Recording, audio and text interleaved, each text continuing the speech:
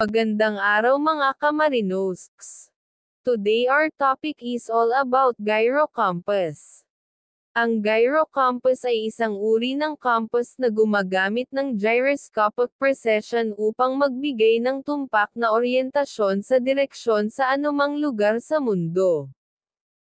Sa pamamagitan ng paggamit ng mga gyroscope at iba pang mekanismo, ito ay nakakapagtukoy ng tunay na hilaga, timog, silangan, at kanluran kahit sa gitna ng paggalaw ng barko o eroplano. Teka, ano nga ba ang gyroscopic precession?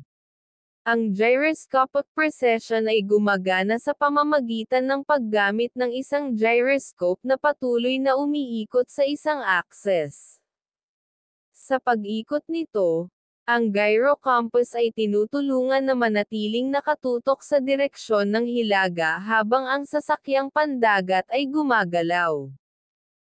Ang gyro compass ay napakahalaga sa mga sasakyang pandagat dahil ito ang nagbibigay ng tumpak na direksyon at oryentasyon kahit sa malawakang karagatan.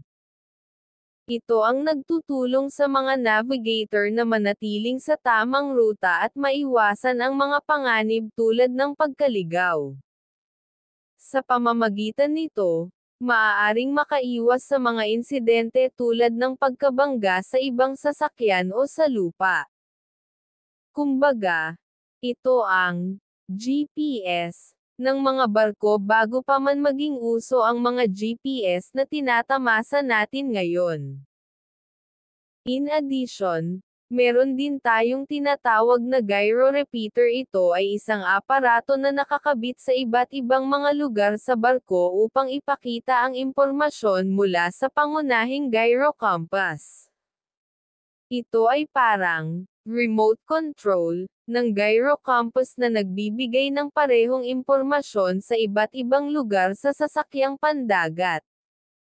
Sa pamamagitan nito, maaaring makita ng mga crew ang tumpak na oryentasyon kahit nasa ibang lugar sila sa barko. Yun lang mga kamarinosks, sana ay may bago kayong natutunan. Just comment below if you have any questions, and we will make a video for it. For more video like this, please subscribe to this channel.